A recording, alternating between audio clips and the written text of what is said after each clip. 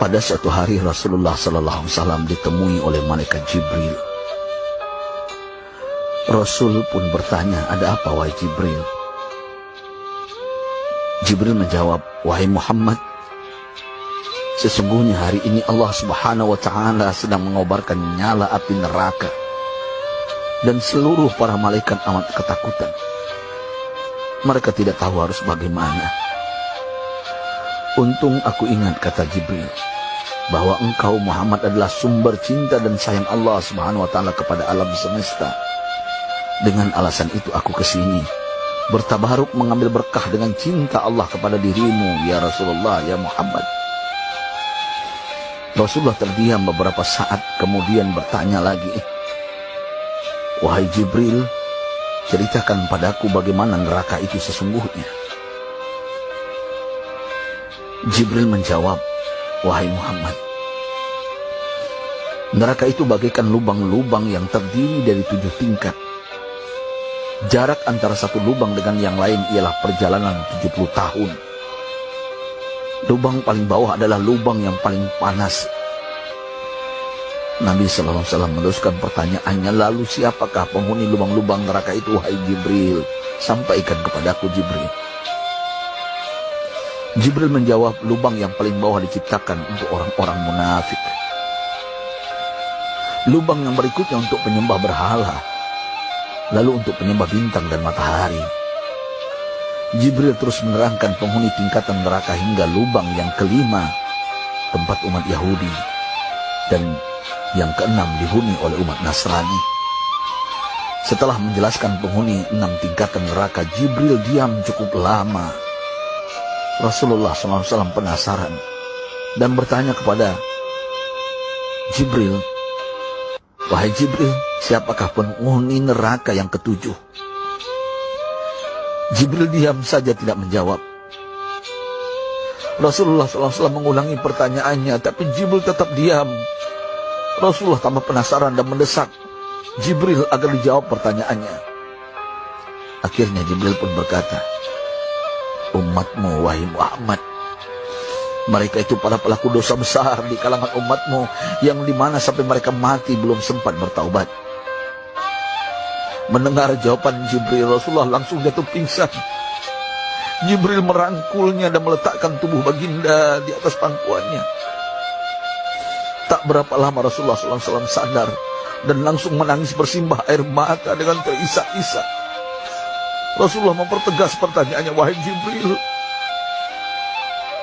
apakah benar ada di antara umatku yang masuk neraka?" Jibril menjawab, "Benar, wahai Muhammad, pelaku dosa besar di antara umatmu yang belum bertaubat."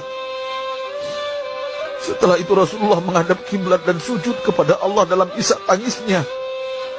Sesekali dengan suara pelan beliau membisikkan kata-kata, "Ummati ya Rabb, ummati, ummati, ummati."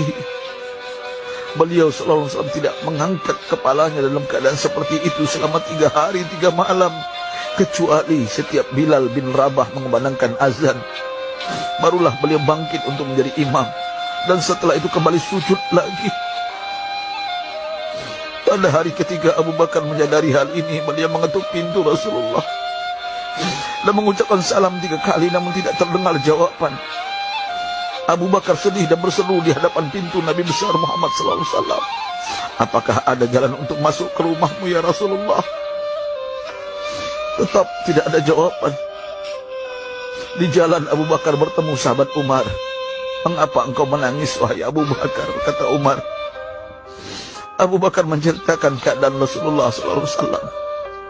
Maka Umar pun melangkah menuju rumah Rasulullah dan terjadilah hal yang sama. Umar pun pulang dan menangis. Di jalan Umar bertemu sahabat Salman Al-Farisi. Dengan terisak Umar bercerita kepada Salman hingga membuat dia amat sedih, namun tidak berani mengulangi hal yang sama.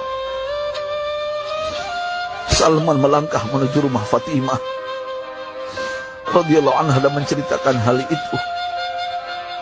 Setengah berlari Fatimah menuju rumah ayah tercinta dan mengetuk pintu sambil mengucapkan salam. Mendengar suara lembut putri tercinta, sejuklah dada Rasulullah. Beliau bangkit dari sujud dan membuka pintu. Alangkah terkejutnya Fatimah melihat Rasulullah, ayah tercinta, amat kurus dan pucat. Fatimah memeluknya lalu menangis. Wahai ayah, apa yang terjadi? Mengapa engkau amat sedih seperti ini? Rasulullah kembali menangis dan berkata dengan suara lirih, wahai Fatimah, belahan jiwa aku. Bagaimana mungkin aku tidak sedih sedangkan Jibril mengatakan akan ada kelak umatku yang akan masuk neraka. Subhanallah, betapa besar cinta Rasulullah kepada kita umatnya. Sahabatku, Rasulullah mencintai kita. Antaman ma'aman ahbabta, engkau akan berkumpul dengan orang yang kau cintai. Mari kita mencintai baginda Nabi besar Muhammad SAW yang mencintai kita, umat yang tidak rela kita masuk neraka. Mari kita mencintai beliau dengan berselawat. Sahabatku, sampaikan, Rasul mengajarkan kepada kita, man dalla ala khairin falau mislu ajri fa'ili. Siapa yang menunjukkan kepada kebaikan, maka dia akan mendapatkan pahala seperti orang yang mengerjakannya. Mudah-mudahan ini menjadi pahala jariah bagi kita.